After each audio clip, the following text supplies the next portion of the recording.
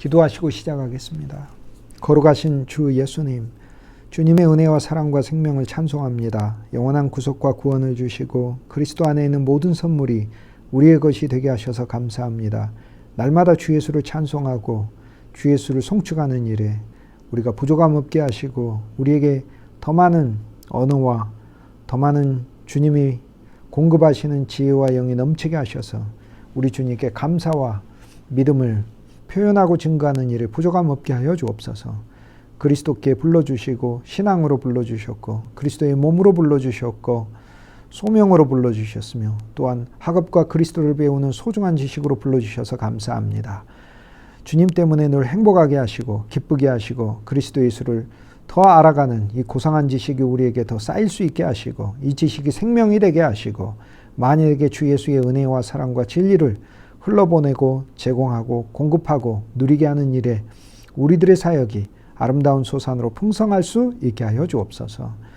시공을 초월하여 우리와 늘 함께 하시는 주 예수님, 영원 가운데 모든 것을 성취하여 우리를 품고 계시는 주 예수님, 당신과 늘 연합하게 하여 주시고 오늘 우리들도 영 안에서 시공을 초월하여 하나 되게 하시며 그리스도 예수의 풍성을 우리의 모든 자리에서 함께 송축하는 귀한 일들 나타나게 하여 주옵소서.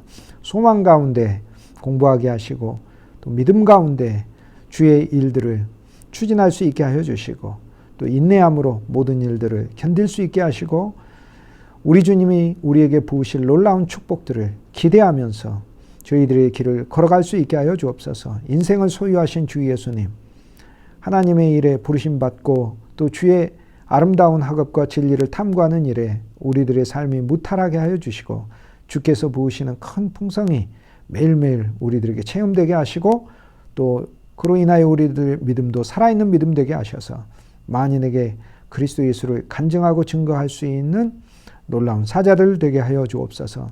주를 더 배우는 제자 되게 하시고 어느 곳에서나 그리스도를 대표하는 사도 되게 하시고 신실하게 우리의 마음을 주와 사람들 앞에 더 낮추어 종과 노예의 생명으로 일하는 저희들 되게 하옵소서.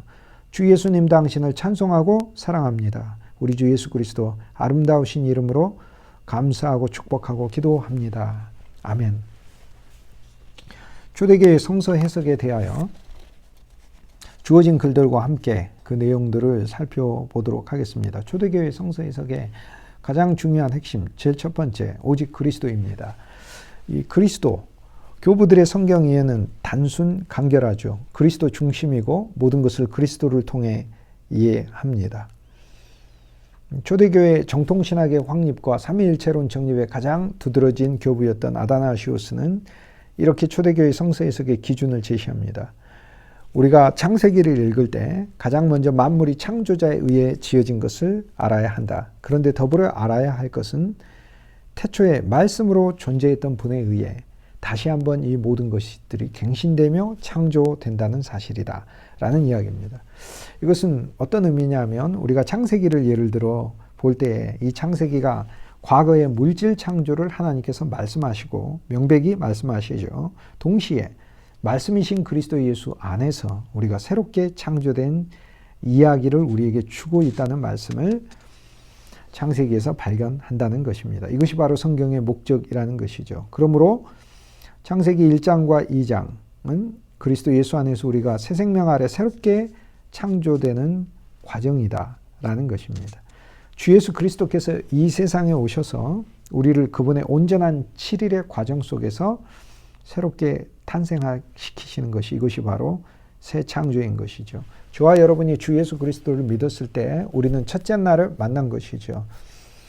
이것을 바울이 고린도후서 4장 6절에 이렇게 얘기합니다. 어두운 데서 빛이 비치리라 라는 그 첫째 날의 역사를 바울이 인용하며 하나님께서 오늘 우리들에게 첫째 날의 역사가 일어나게 하셨는데 그것은 예수 그리스도의 얼굴에 있는 하나님의 영광을 아는 빛을 우리 마음에 비추셨다 라고 이야기를 합니다. 그러므로 초대교회 성서 해석의 모든 원칙은 성경 어디에서든 그리스도를 찾고 그리스도를 만나고 그리스도를 증거하는 것입니다.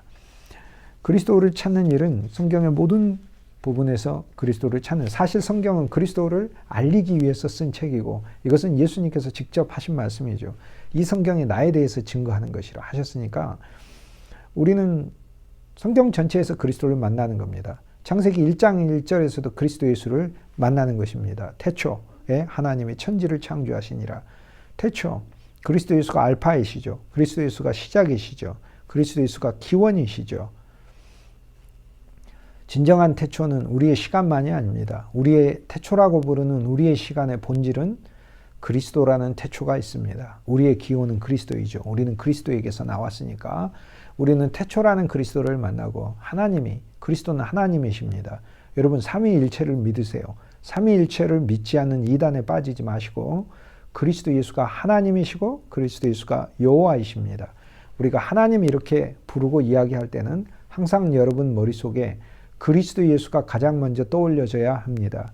그리고 그 그리스도 예수를 부르는 말이어야 합니다. 우리의 하나님이십니다. 진정으로 주 예수를 하나님으로 부를 수 있는 사람은 의심 많은 도마가 부활하신 그리스도 예수를 체험하여 내뱉는 고백에서만 가능한 것입니다. 나의 여호와시며 나의 하나님이십니다. 라는 고백인 거죠. 바로 이 고백이 오늘 우리들이 그리스도께 드려야 될 것입니다. 성경의 모든 부분은 그리스도를 계시하고 있고요. 성경의 모든 인물들은 그리스도를 나타내기 위하여 선택된 것입니다. 아담도 그리스도의 표상으로 선택되었다고 하지 않습니까? 로마서 5장 12절 말씀에 아담은 오실 자의 표상인 것이에요. 그리스도 예수가 오늘 우리들에게 어떻게 오시는가의 이야기가 성경 전체에 나오는 그 인물들을 통하여 계시되고 있는 것입니다. 하나님께서 가인을 두시고 셋을 두시고 아벨을 두시고 했을 때도 그리스도 예수를 설명하기 위하여 이 사람들을 두시는 것입니다.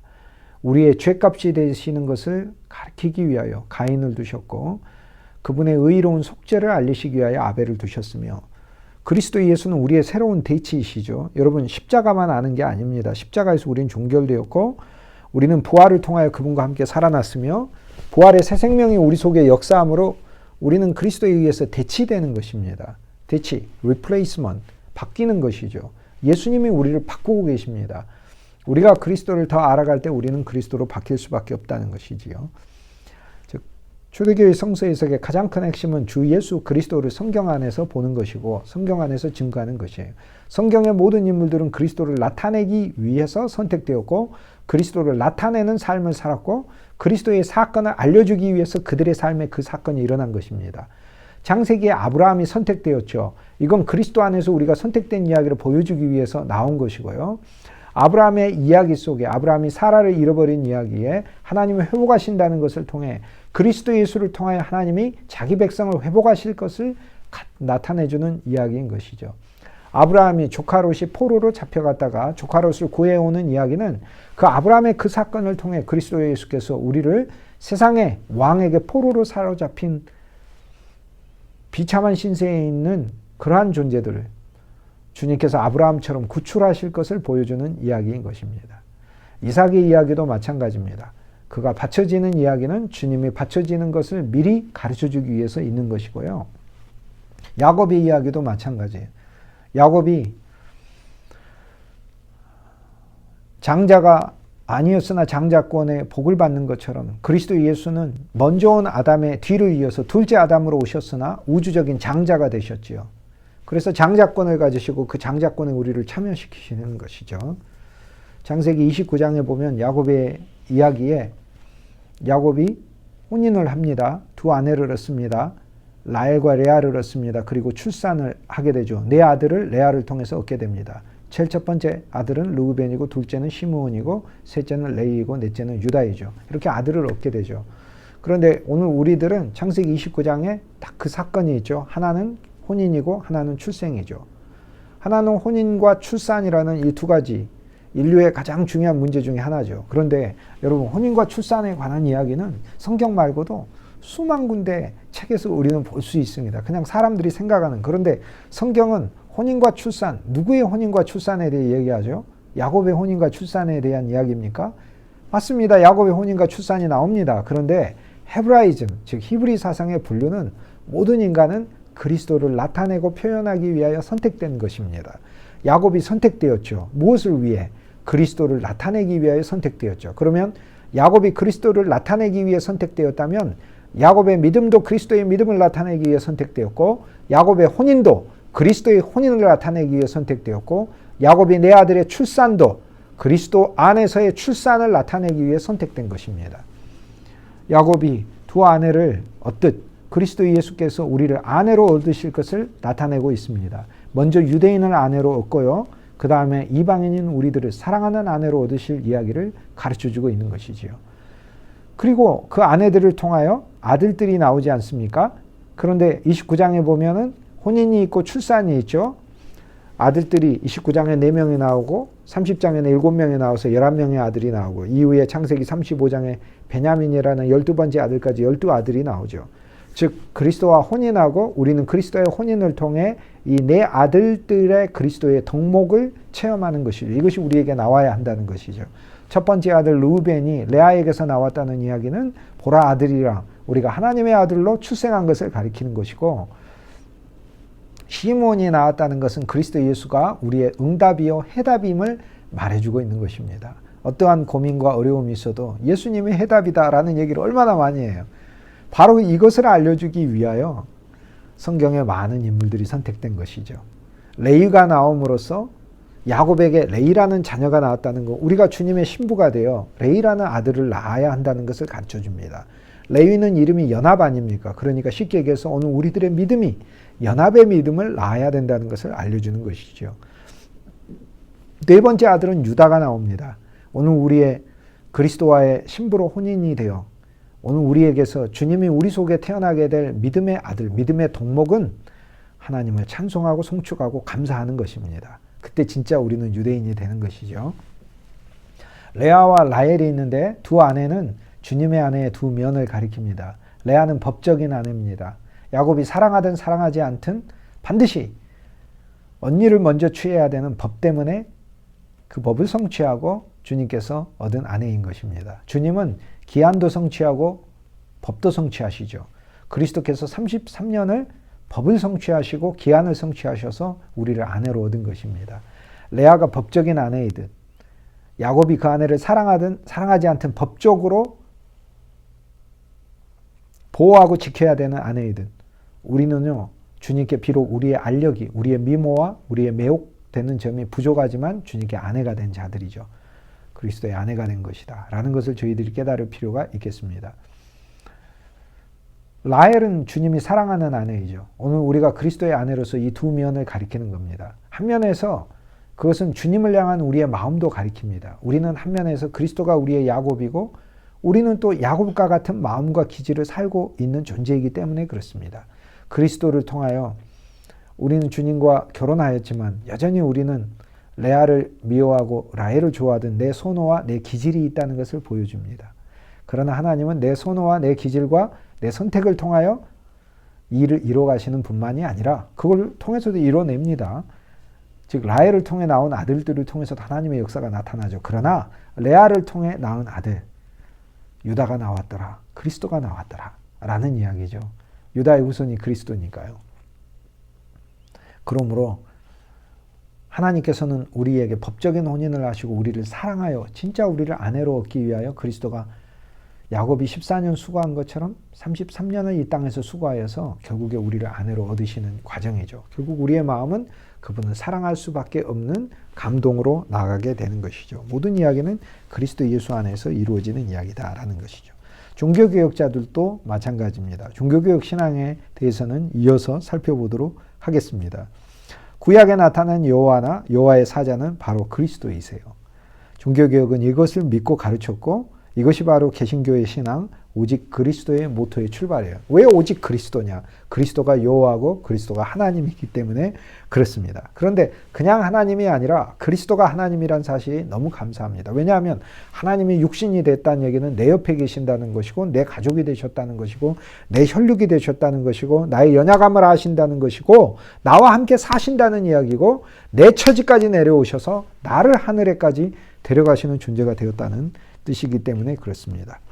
창세기 31장 13절에 나는 베델의 하나님이라 내가 거기서 기둥에 기름을 붓고 거기서 내게 소원하였으니 지금 일어나 이곳을 떠나서 내 출생지로 돌아가라 하셨느니라 라는 말씀이 있죠. 이 구절에 대해 제네바 성경 제네바 성경은 1560년에 나온 종교개혁자들이 종교개혁 신앙을 전파하기 위해서 존 켈빈의 지도하에 세워진 중심지, 제네바에서 번역된 성경이죠. 종교개혁 성경이 바로 제네바 성경입니다. 킹 제임스 성경이 아니고 제네바 성경이 종교개혁 성경의 가장 중심적인 성경입니다. 존 버년이 사용하고 청교도들이 사랑한 성경이 제네바 성경인데, 이 제네바 성경의 관주에 창세기 31장 13절에 뭐라고 써졌냐면 이 하나님의 사자는 예수 그리스도다, 이렇게 되어 있어요. 그러므로 구약에 여호와가 나타나고 여호와의 사자가 나타난 건 그리스도가 정말로 나타나서 함께 하셨던 거예요. 아브라함에게 여호와로 나타나시고 여호와의 사자로 나타난 거예요. 여호와로 나타났다는 하나님의 본질로 나타났다는 뜻이고, 여호와의 사자로 나타났다는 것은 하나님이 이 땅에 육신을 입고 하나님의 사자로 오실 바로 그 그리스도, 더 친밀한 분으로 오셨다는 사실을 알려주고 있습니다. 그러므로 예수님께서 요한복음에 아브라함이 있기 전에 내가 먼저 있었다, 요한복음 5장 그렇게 말씀하시잖아요. 요한복음 8장에서도 그리스도 예수께서는 계속해서 당신이 구약의 인물들이 있기 전에 전부터 존재했던 놀라운 하나님임을 우리들에게 계시하고 계십니다. 루터 성경이 독일어 개혁 성경이라면 제네바 성경은 영어 개혁 성경이죠. 거기에서 여호와의 사자를 그리스도 예수로 풀이해서 성도들에게 가르치고 있습니다. 우리 종교개혁은 그리스도 예수가 하나님임을 다시 깨닫고 배운 사건이다, 이렇게 얘기할 수 있겠습니다. 그러므로 우리는 그리스도 예수를 찾고 누리는 말씀으로 과거의 올바른 전통과 같은 영적인 안경을 갖게 되는 것이고, 이것이 진정한 의미의 초대교회 신자예요. 여러분, 초대교회는 열심을 가리키는 말이 아닙니다. 초대교회 열심이 있었죠. 그러나 초대교회보다 더 열심히 있었던 건 중세교회입니다. 중세교회는 더 열심히 있었어요. 중세교회는 교회에 대한 열심. 여러분, 200m 길이에 높이 200m에다가 200년 동안 걸려서 어마어마한 막대한 돈을 들여서 짓는 성전이 초대교회에 있었나요? 아니요, 중세에 있었어요. 외적인 열심, 이것은 중세가 더 컸어요. 초대교회도 순교했죠. 그런데 중세는요, 어마어마하게 많은 숫자가 십자군으로 가가지고 주를 위해 죽겠다고 죽었어요. 그래서 인간적인 열심으로 따지면 중세도 만만치 않습니다. 오히려 더합니다. 초대교회 신앙이라고 불렀을 땐 열심 있는 성도, 그건 잘못 알고 있는 겁니다. 초대교회라고 불렀을 때는 오직 그리스도를 가리킵니다. 그리스도로 모든 걸 이해하고 그리스도를 부르고 주 예수님 그분에게 모든 것이 매료되는 것입니다. 그것이 바로 초대교회 신자이죠. 이것이 다시 재현되고 등장한 것이 종교개혁이죠. 이것이 종교개혁 성도입니다. 그러므로 여러분이 그리스도를 배제하거나 최소화시킨다면 여러분은 적어도 초대교회 신자나 종교개혁 성도가 아니고 중세 카톨릭의 무늬에 가까운 신자다, 이렇게 얘기를 할 수 있겠습니다. 초대교회 성서 해석에서 가장 중요한 것은 율법과 복음에 대한 이해입니다. 우리가 흔히 이야기했던 율법은 구약이고 복음은 신약이라고 하는데 이것은 너무도 초보적인 관념입니다. 여러분, 율법이란 구약과 신약 그것과 관계없는 것입니다. 율법이란 구약이든 신약이든 모든 말씀을 그리스도의 영과 생명이 없이 자기가 문자와 지식으로 이해하고 스스로의 노력과 행위로 이루려고 그 계명을 보는 것을 율법이라고 합니다. 이것은 하나님의 하나의 원칙이죠. 하나님은 율법을 통하여 우리를 만나시고 복음을 통하여 만나시기로 하나님이 정해놓으셨어요. 그런데 율법에서는 나의 요구, 나의 노력, 이것이 더 중요한 것이죠. 그러나 복음이란 그리스도가 일하시고 하나님의 성령이 보내져서 우리를 하나님께 견인해가고 가져가는 것입니다. 그러므로 하나님의 역사가 훨씬 더 뛰어나게 나타나는 것이지요. 하나님은 율법이라는 나의 노력으로 계명을 지키는 것을 하나의 첫 번째 법칙으로 정하시고 우리와 만나기로 하셨기 때문에 우리가 이것을 옛 언약, 구약이라고 부르는 것인데, 모든 인간은 이 첫 번째 언약을 거쳐서 생명의 신앙, 새로운 언약, 두 번째 언약으로 나오게 되어 있습니다. 그리스도가 오시면서 그리스도의 영이, 그리스도의 성령이 우리 안에 가득하여 이 모든 것을 이루는 것이 바로 복음이고 놀라운 생명과 복음으로 우리를 초대했어요. 주님께서 네 가지 밭을 이야기하셨죠. 길가밭도 있고 돌짝밭도 있고 가시밭도 있고 옥토밭이 있습니다. 그런데 우리 보고 옥토밭이 되라고 하셨나요? 예수님은 우리에게 옥토밭이 되라고 하신 게 아니라 옥토밭으로 바꾸어 주겠다고 하셨어요. 예수님은 약속하러 오셨어요. 예수님은 명령하러 오신 게 아니라 예수님은 선포하러 오셨어요.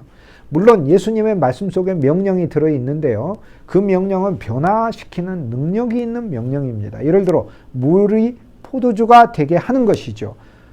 예수님은 명령하여 나사로에게 나오너라 명령하는 건 나사로 네 힘 가지고 네가 살아나라라는 말씀이 아니에요. 예수님이 나오너라라는 그 말씀 속에 예수의 부활 생명의 능력이 들어가 나사로를 끄집어내는 거죠. 그러므로 예수님의 명령은 인간의 노력을 가리키는 명령이 아닙니다. 그분의 역사와 그분의 능력이 들어가 있는 명령인 것입니다. 그러므로 우리는 하나님의 말씀, 그리스도의 말씀을 우리가 보았을 때, 이 말씀이 살아있다는 것을 알아야 돼요. 나와 여러분은 죽었고, 실은 말씀이 살아있는 것이지요. 그러므로 복음이란 내가 스스로 이루는 것이 아니라 내 안에 그리스도의 생명을 채우는 게 복음이에요. 계명을 지키려고 하지 말고 생명을 얻으세요. 생명을 얻으면, 생명을 더 충만히 하면 계명은 저절로 이루게 되어 있습니다. 여러분이 어떤 아이가 여러분에게 주어졌는데 이 아이가 울기 때문에 그 아이를 여러분에게 맡기고 업어서 달래라고 하면 여러분이 대부분 다 좋은 사람들이기 때문에 아이를 업어서 조금씩 달랠 겁니다. 그런데 그 아이를 맡긴 사람한테 이제 물어봐요. 이 누구 아이예요? 그러면 뭐 우리 옆집에 있는 아이인데요. 또는 제 아이인데요. 제가 몸이 아파서 그냥 좀만 봐주세요. 그러면 이제 착한 마음으로 계속 업습니다. 그런데 힘들어요.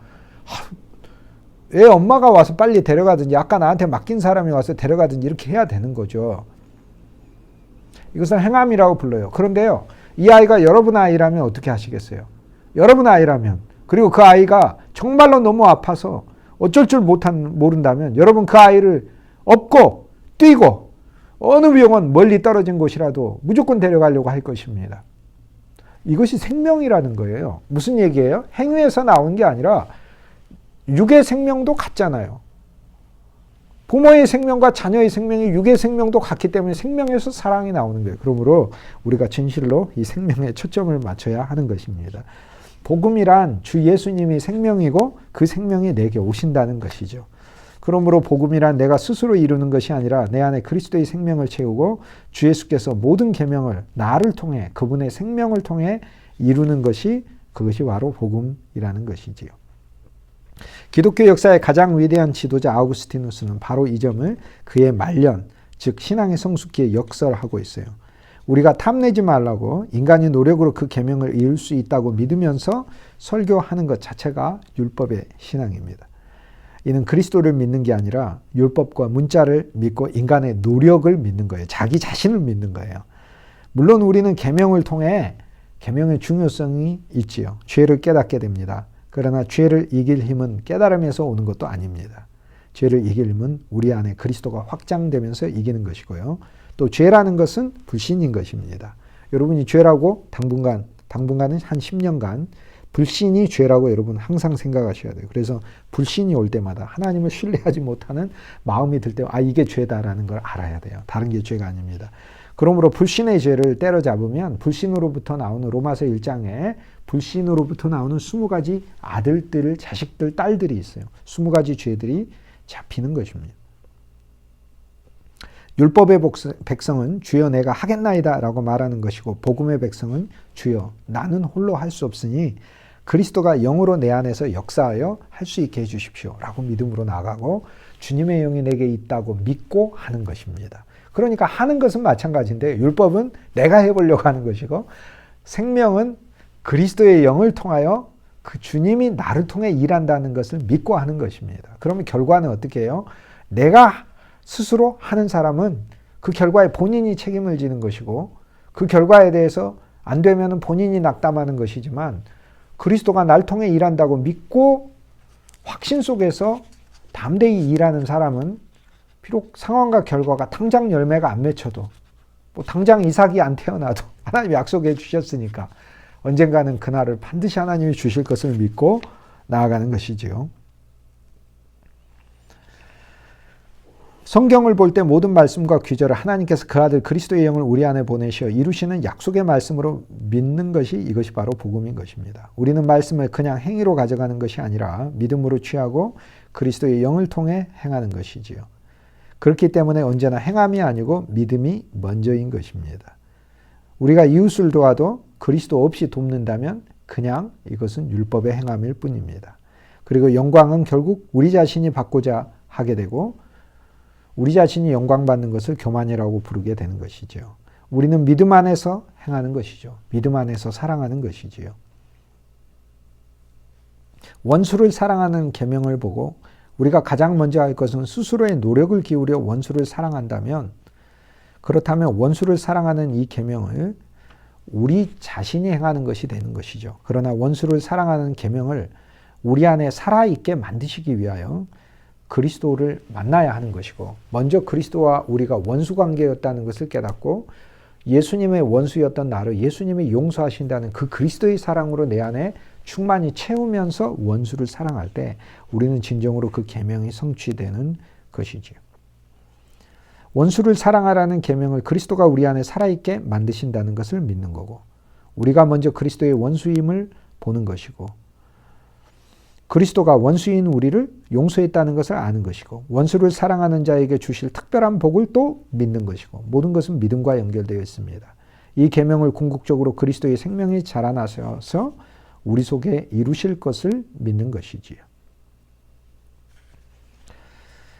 그리스도의 사랑과 생명을 넘치게 할 때 진정으로 우리는 원수 사랑이 그리스도를 통해 성취되는 것을 보게 됩니다. 초대교회에서 중요한 테마는 생명이고 영입니다. 그리스도의 영은 생명의 영이에요. 살리는 영이에요. 우리는 과거에 죽은 예수님을 만나는 게 아니라 바울이 살아계신 그리스도를 만나죠. 오늘 우리는 우리 안에 그리스도가 계십니다. 우리는 살아있는 그리스도를 만나는 것입니다. 초대교회에서 중요한 것이 그러므로 생명과 영인 것입니다. 마지막 아담이신 그리스도는 생명 주는 영을 주셨고, 율법 조문은 죽이는 것이고 영은 살리는 것이라. 즉 우리 안에 그리스도의 영이 있는 거예요. 그리스도의 영이 거룩한 영이니까 거룩할 성자를 써서 성령이라고 부르는, 그리스도의 영은 거룩한 영, 거룩한 영, 거룩한 영이에요. 성령인 거예요. 그러므로 아들의 영이고 이 그리스도는 하나님의 영이니까 우리 안에 와 있는 이 거룩한 영은 그냥 제한적인 능력을 가진 영이 아니라 하나님 그분이신 것이죠. 하나님의 말씀 안엔 그리스도의 영이 있고, 우리가 말씀을 만날 때 그리스도의 영을 만나며 우리의 영도 살아나는 것입니다. 그러므로 초대교회 신앙에서 중요한 것은 그리스도 예수를 생명으로 이해하고 그 다음에 생명의 영으로 이해하는 것이죠. 주 예수님이 바로 우리 안에 들어와 있는 거예요. 초대교회 신앙에 있어서는 단지 글을 읽고 깨달음이 아니에요. 글 속에 하나님의 영이 있어요. 하나님의 말씀 속에 그리스도가 계셔요. 이 그리스도가 내 안으로 들어오는 것입니다. 이것을 믿고 여러분이 하나님 말씀을 보셔야 하는 것이고요. 여러분이 앞으로 주의 일에 쓰임을 받을 때 여러분 속에 있는 그리스도가 다른 이들에게 제공되고 표현되는 것이죠. 우리는 그 일들을 위해 부르심받은 존재입니다. 그리스도 안에 성취가 있습니다. 초대교회 성서의 이해에서 가장 중요한 것은 성경의 모든 사건과 항목들이 반드시 그리스도 안에서 성취되어야 된다고 믿은 것이에요. 아브라함이 멜기세덱을 만난 사건이 있어요. 이는 우리가 그리스도 예수를 믿을 때 그리스도를 멜기세덱으로 만나게 된다는 약속을 가리킵니다.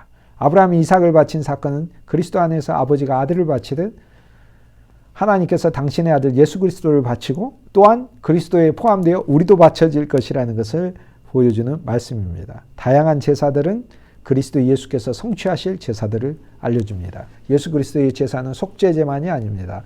우리를 선물로 바쳐버린 번제이고, 예수 그리스도의 아름다운 인성을 오늘 우리들에게 선물하시는, 하나님께 선물하고 우리에게 선물하는 소제가 되었고, 그리고 예수 그리스도의 제사는 화목제입니다. 죄를 떠나 만인이 하나님과 화목하게 되는 놀라운 제사인 거예요. 그리고 속죄제가 있고 속건제의 항목으로 그리스도께서 당신 자신을 제물로 드렸습니다. 구약에 성막이 있고 성전이 있지요. 이건 주 예수 그리스도가 우리의 참 성막과 성전이 되신다는 것을 보여줍니다.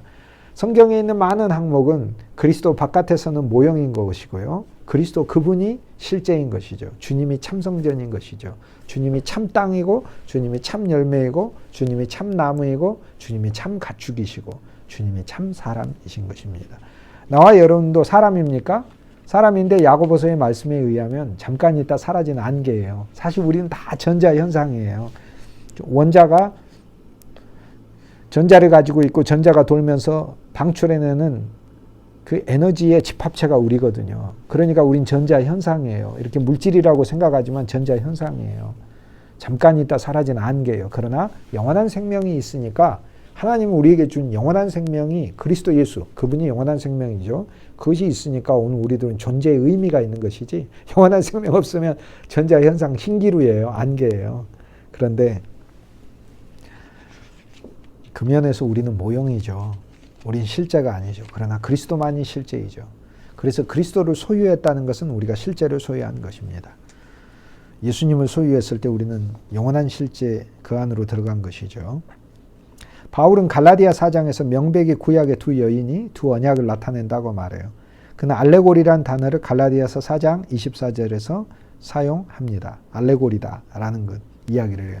알레고리는 은유라는 말 뜻이 아니에요. 다른 뜻이라는 말이에요. 다른 뜻. 다른 뜻이 있다는 거예요. 쉽게 얘기해서 성경이 말씀해주고 있는 뜻이 있고 거기에 또 다른 뜻이 있다라고 얘기를 해요. 하나님의 말씀이 어찌 한 가지만 이야기하겠어요. 예수 그리스도의 말씀은 너무나 많은 말씀을 이야기를 해요.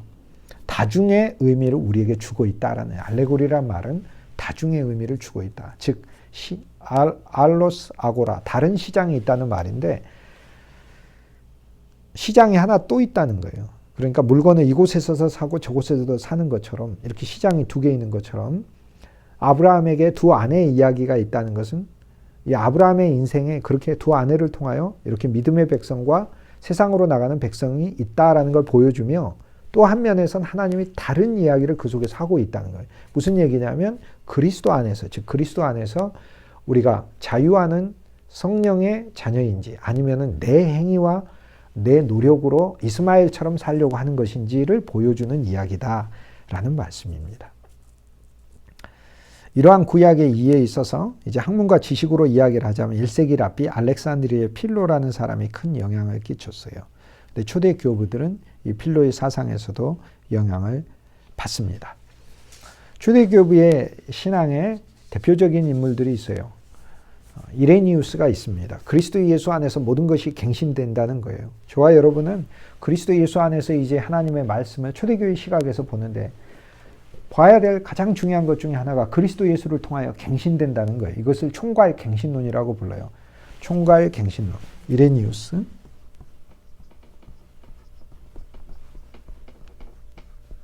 AD 170년경이니까 예수님 탄생 이후 한 세기 전이고요. 우리로 하자면은 1800년 전뿐이에요. 그 초대교회에 있었던 인물들이 예수님과 가까운 시대, 또 예수님의 제자의 제자들이거든요.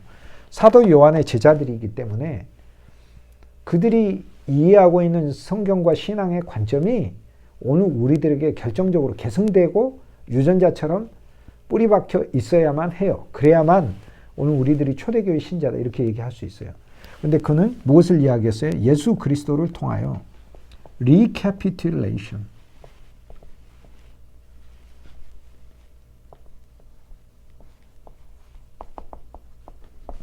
이 cap이란 말이 머리란 뜻이거든요. capitulation, 머리를 다시 위치시킨다. 머리를 다시 위치시킨다는 얘기는 모든 것을 다 모아가지고, 머리란 얘기는 이제 요약이라는 말하고도 같은 말이에요. 다 집약돼 있으니까. 모든 것을 집약해서 다시 새롭게 한다라는 뜻이에요. 이것이 어디에서 일어나서 예수 그리스도 안에서. 그러니까 나와 여러분이 예수님을 믿었네요. 그건 어떤 사건이 일어난 거예요? 내 인생이 그리스도 안에서 전체가 다 새로워진 거예요. 그날. 그런데 이건 그날 이후로 매일 새로워지고 있는 거예요. 이것이 바울이 우리는 그리스도 안에서 날마다 죽노라는, 매일 주님은 우리를 새롭게 하고 있어요. 새롭게 하는 은혜로 늘 들어가야 됩니다. 이레니우스. 바로 이 시각 아래서 하나님 말씀이 읽는 거예요. 모든 말씀, 창세기, 출애굽, 레위기, 민수기, 마태, 마가, 누가, 요한, 모든 성경 말씀은 호세아, 요엘, 아모스, 오바다, 요나, 미가, 나움, 하박국, 스바냐, 학교, 스가랴, 다 그리스도 예수 안에서 우리를 새롭게 하는 이야기. 다 새롭게 하는 이야기. 그 다음 클레멘 오브 알렉산드리아가 있어요. 알렉산드리아, 클레멘트. 알렉산드리아의 주교인 클레멘트. 기독교의 가장 큰 도시였죠. 초대교회 가장 큰 기독교 도시는 예루살렘이 무너지고 나서 그 다음 안디옥 다음이 알렉산드리아예요. 알렉산드리아 다음에는 이제 로마였고, 로마 다음엔 콘스탄티노플 이렇게 됩니다. 초기 기독교의 중요 도시들 중에 하나거든요. 거기에 교부 클레멘트가 있어요. 이 클레멘트가 하나님의 말씀에 대한 참으로 묻혀 있는 그런 보물들을 캐서 오늘 우리들에게 전달해 주는데, 그는 200년대 AD 200년대 분이거든요. 그래서 우리가 흔히 교부들의 성서 해석 또는 초대교회의 역사와 복음에 대해서 이야기할 때 이런 인물들 중에 가장 초기 멤버들, 클레멘트, 이레니우스를 얘기할 수 있습니다. 그 다음 오리겐이 있습니다. 이 오리겐은 성서의 본문 비평 그리고 성서 해석에 있어서 초대교회 교부들 중 가장 탁월한 인물이에요. 그는 헬라어, 히브리어 모든 언어에 가장 능통한 기독교 2000년 역사에 가장 뛰어난 인물 중에 하나였고요. 하나님의 말씀의 영적인 해석에 어느 누구보다도 깊이가 있었어요. 당시에 많은 신앙이 자기의 경험 또는 이적 또는 제도, 이런 인간의 노력, 또 여러 기술들을 통해서 신앙의 어떤 정서를 형성하려고 했는데, 모든 것은 성서를 통하여 기독교 신앙이 새롭게 써야 된다는 것을 다시 집약시킨 인물이 바로 오리겐이다, 이렇게 얘기해요. 그 이후에 우리는 또 어거스틴이라는 인물이 있어요. 어거스틴은 아우구스티누스라고 부르죠. 아우구스티누스. 이런 인물들이 바로 기독교 역사의 교부들이다. 또 우리는 마틴 루터, 존 켈빈, 요한 웨슬리, 또 현대의 앤드루 머레이, A.B. 심슨, 또 드와이트 무디, 스펄전 같은 위대한 인물들의 하나님의 말씀에 대한 해석들을 함께 오늘 우리들의 것으로 가져갈 것입니다. 이것이 바로 역사신학의 본류이고 교회사의 본류입니다. 단지 교회가 조직적이고 외적으로만 성장한 것이 교회사가 아닙니다. 무엇을 믿었는가, 그 신앙과 정신이 계승될 때 진정으로 우리는 옛 아름다운 전통 위에 서 있는 자들이다, 이렇게 얘기할 수 있습니다. 이들의 모든 공통점은 그리스도예요. 그리스도 중심이고 그리스도의 영과 그리스도의 생명이에요. 그리스도의 영, 그리스도의 생명이에요. 저는 가끔 이런 얘기를 듣습니다. 이렇게 그리스도를 많이 말해야 되냐고요. 여러분, 그리스도 예수를 이번 강의에서만도 이 단어를 얼마나 많이 들으셨는지 모르겠습니다. 정말 많이 들으셨을 거예요. 그런데요, 저는 내게 만입이 있어도 이 입 다 가지고 내 구주 주신 은총만 찬송하겠어요. 입이 10,000개 있으면 10,000개 가지고 그리스도만 말할 거예요. 그런데 1개밖에 없는데 10,000개가 있어도 그리스도를 다 말 못한다고 우리가 찬송을 그렇게 부르는데, 입이 1개인데 제가 일생 동안 그리스도를 말해봐야 대체 얼마나 많이 말을 할 수 있겠어요. 저의 일생 소원은 내 사랑하는 구주, 생명 되신 주 예수님, 나의 하나님을 이 세상에서 가장 많이 고백하는 사람이 되는 게 저의 소망입니다. 누가 날 위해 죽으셨고, 누가 날 구원하셨어요. 누가 날 보호하고 계시고, 누가 날 만드시고 계시고, 누가 날 거두어서 그분 품에 영원히 보관하시나요? 그리스도 예수시잖아요. 그러므로 우리는 마음을 낮추어서 그리스도를 더 심령 안에 확실하게 오는 길을 만들어야 해요. 그래서 한 면에서 세례 요한의 사역이 우리에게 있어야 됩니다. 그리스도의 길을 만드는 사람인 것이죠. 그리스도의 생명은 분명해요. 우리 안에 명백이 넘칠 거예요. 그리스도는 생명이시고 그리스도의 생명이 우리 안에 오게 될 것입니다. AD 200년대에 이르기도 전에 그리스도의 부활 이후 한 세기 이내에 초대교회는 구약과 신약의 모든 내용을 그리스도 안에서 보는 예수님이 가르쳐 주시고, 사도들에게서 풍성이 피어났고 사도들이 그 제자들에게, 사도들의 제자들을 교부라고 하니까요, 그들에게 알려주는 그러한 초대교회의 신앙 속에 이러한 면은 뚜렷했습니다. 그리스도를 보는 것이지요. 모든 것은 인간 자신, 즉 아담을 알리고 아담을 확장시키는 내용이 아니에요. 우리를 확장시키는 내용이 아니에요. 그리스도를 알리고 그리스도를 확장시키는 내용이에요. 모든 것이 그리스도로 전달되면 우리는 진짜 그리스도의 미루 될 수밖에 없어요. 강아지를 좋아해요. 근데 강아지를 계속 말하고 강아지를 계속 보다 보면 어느 날은 제가 강아지인 것 같다는 생각이 들어요. 우리도 마찬가지. 우리도 그리스도를 많이 말하고 그리스도를 생각하고 그리스도를 계속 보면 우리도 그 보는 바에 의해서 우리는 그 존재가 될 수 있게 되어 있습니다. 우리의 모든 언어가 돈에 관한 것이면 머리와 가슴엔 돈만 새겨질 것이고, 모든 것이 그리스도를 보고 증거된다면 그리스도에 빠질 수밖에 없습니다. 초대교회 성서 해석과 관련하여 교부들의 성서 해석에 좋은 책이 하나가 있죠. 시리즈로 나왔는데요. 시리즈로는 Ancient Christian Commentary 시리즈라는 거예요. Ancient Christian Commentary 시리즈.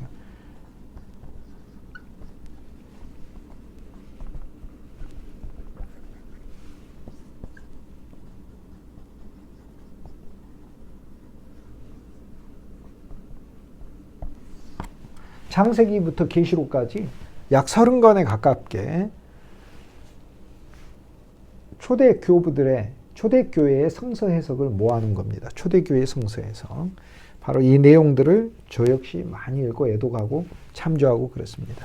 초대교회의 성서 해석에 영문으로 된 한 부분을 보면은 창세기 30장에 이런 내용이 있습니다. 창세기 30장에 야곱이 14년 동안 봉사하고 아무것도 없어요. 재산이 하나도 없어요. 그때 야곱이 자기 집 가나안 땅으로 되돌아가려고 하니까 삼촌이 말리잖아요. 삼촌이 말려서 뭐라고 얘기하냐면 이곳에서 더 일을 하라고 합니다. 그때 야곱이 삼촌과 약조를 하죠. 삼촌이 품삯을 정하라고 하니까 삼촌의 양 중에서 아롱이 양, 얼룩이 양, 색깔 있는 양이 나오면 그 양을 내 양으로 갖겠습니다. 그래요. 그래서 라반이 이미 자기의 양 중에 색이 조금이라도 있는 것은 다 빼버리고 전부 다 하얀 양을 놔둬요. 그 하얀 양을 놔두니까 야곱이 그 라반의 하얀 양들을 치면서 그 라반의 하얀 양들 가운데 색깔 있는 양이 나오게 합니다. 그때 색깔 있는 양이 나오게 할 때 창세기 30장에 보면 세 그루 나무 가지를 꺾어서 나무 가지를 시냇가에 세워두죠. 나무 가지, 첫 번째 버드나무, 두 번째 살구나무, 세 번째 신풍나무. 이 세 그루 나무를 꺾어서 시냇가에 심어두고 양들이 보게 하잖아요. 그리고 그 나무 가지는 야곱이 중간중간을 잘라서 가지는 검거나 회색이지만 안에 있는 하얀 게 나오게 했거든요. 이 안에 있는 하얀 게 나오게 했어요. 그래서 그것을 양들이 보면서 무늬를 만들어내는 것이죠. 계속 보다 보면 무늬가 나오는 것이죠. 물론 이것은 하나님의 역사에 의해서 나온 것인데요. 바로 이 이야기에 대해서 Ancient Christian Commentary 시리즈, Ancient Christian Commentary 시리즈에서 초대교회 성서해석 시리즈 창세기 볼륨 2 제2권의 12장에서 50장에 관한 그 말씀 중, 즉 창세기 30장 35절 이후에 나와 있는 그 말씀 중에 이런 내용이 있습니다. 암브로시우스가 이렇게 얘기를 해요.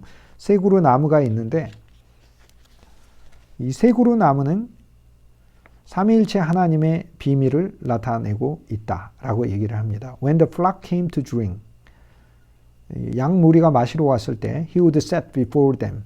야곱이 그들 앞에다가 in the thorous the barrow of stocks and wallet and that from the plane tree. 스토렉스는 버드나무, 그 다음에 왈럿은 살구나무, 플레인 트리는 신풍나무라고 부르는 거죠. 이 세 그루 나무를 세웠는데 이 세 그루 나무는 This signifies the mystery of the most blessed Trinity. 가장 놀라운 삼위일체 하나님의 비밀을 가르쳐주고 있다라고 얘기를 합니다. 보드나무는 the stocks by mint incense and the evening sacrifice that is offered to God the Father in the Son. 시편에 보면은 버드나무에서 나오는 그 가지를 갈아가지고 그 나무에서 나오는 재료로 향을 사용을 했습니다. 하나님께 제사 드릴 때 향으로 바쳤어요. 그래서 이것은 그리스도 예수의 죽음을 가리키는 것이고, by the wallet bow, 살구나무에 있어서는 그리스도 예수께서 새로운 제사장이 되셔서 아론의 지팡이가 살구나무 지팡이였죠. 그리스도 주님의 부활을 통하여 우리에게 제사장 사역을 수행하시는 것을 가리킨다. By the wallet bow, the priestly gift that is offered by God, offered by Christ. This is Aaron's bow that blossomed when it was set down. 잘라졌는데 꽃이 피었죠. 아론의 지팡이가 주 예수 그리스도의 부활을 가리키는 것이죠. The plane tree, 신풍나무를 통하여서는 abundance of spiritual fruit. 신풍나무는 가장 잎사귀가 많이 열리는 나무고 시원한 그늘을 주는 나무이기 때문에 그리스도 예수의 성령이 오늘 우리들에게 와서 영의 열매들을 주는 것을 의미를 한다라고 풀이를 합니다. 이게 암브로시우스의 해석이에요. 이게 맞는 해석이에요. 즉 버드나무는 제사로 드려지는 나무이고 향으로 갈아지는 나무이기 때문에 이것은 그리스도 예수의 죽음. 살구나무는 잘렸으나 싹이 나기 때문에 그리스도 예수의 부활. 신풍나무는 가장 풍성한 잎. 그리스도 예수의 성령으로 모든 열매를 풍성히 누리는 것. 결국에 지팡이라는 단어거든요. 가지라는 단어가 지팡이라는 단어예요. 지팡이라는 단어인데 이 지팡이는 무엇을 뜻하느냐? 예수 그리스도의 세면을 얘기해요. 물론 야곱이 지팡이 세 개를 만들었으니 본인의 표상이죠. 지팡이를 가지고 그러나 성경은 인간 개인이 자기 노력의 지팡이를 가리키는 걸 의미하지 않아요. 그리스도가 우리 지팡이 되심을 의미를 해요. 야곱이 지팡이를 가지고 건넜고 지팡이로 많은 양들을 벌었고 지팡이에 기대서 축복하고 이 지팡이는 그리스도 예수가 우리의 지팡이 되심을 가리키는 거예요. 즉 예수 그리스도를 세 개의 지팡이로 보라는 거예요. 주님이 우리에게 그분의 죽음으로 구원의 지팡이로 보고 그분이 우리에게 부활의 지팡이로 보여야 되고 그분이 우리에게 풍성을 주시는 풍성의 지팡이로 보여야 된다. 매 때리는 지팡이로만 주님을 보아서는 안 된다라는 거예요. 물론 매 맞는 지팡이는 그것은 살구나무 지팡이가 아니고 엄밀한 의미에서는 버드나무 지팡이, 제물로 바쳐지는 제사의 향으로 바쳐지는 지팡이죠. 키릴 오브 알렉산드리아 역시 마찬가지로 암브로시우스라는 교부는 어거스틴의 스승이에요. 300년대 중반의 교부입니다. 그런데 그가 이러한 풀이를 했고 그보다 100년이나 앞섰던 키릴, 알렉산드리아의 키릴이라는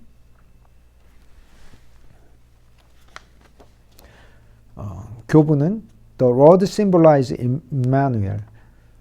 지팡이는 지팡이 역시 임마누엘 하나님, 임마누엘 예수 그리스도를 상징하고 있다라고 이야기를 합니다. Christ in a sense. 그리스도는 displayed a sort of rod to us. 그리스도는 어느 한 면에서 우리에게 지팡이로 보여지고 계신다라고 이야기를 합니다. 그리스도는 지팡이에요. 이 초대교회의 그리스도에 대한 이해입니다. 여기서 또 양들이 나오죠. 양들이 나오는데 키릴 오브 알렉산드리아가 그 양들에 대해서 이야기할 때는 the speckled sheep, speckled, 얼룩이 양, 그 다음에 이 striped sheep, 이 아롱진 양, 그리고 colored sheep, 점 있는 양, 이런 양들은 그리스도 예수의 표시를 가진 양들이다 라고 얘기를 합니다. 창세기 39장에 보면 창세기 30장 39절에 보면은 야곱이 새 지팡이를 세우죠. 그래서 양들이 보게 하는 거죠. 우리는 깨끗한 양으로만 있는 게 아니라 그리스도 예수의 표식을 가진 양이 되는 것이죠. 그리고 그리스도의 이 세 면을 보고 오늘 우리들에게 그리스도의 죽음이 짊어져야 되고 그리스도의 부활 생명이 있는 것이고 예수 그리스도의 영이 우리에게 와서 날마다 기쁨과 평강과 그분의 화평과 인내와 자비와 양성과 충성, 온유, 절제 그리고 율법 없음이라는 10가지 열매를 우리 속에서 맺는 것입니다.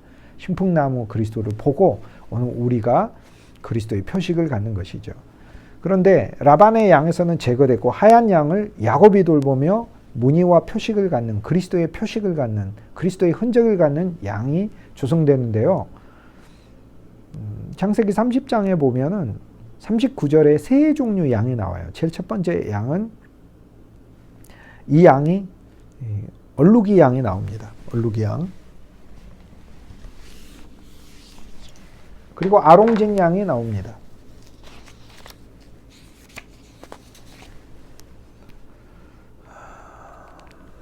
맨 첫 번째는 얼룩 양이 나오고 얼룩한 것과 이건 히브리어로 아코드란 단어예요.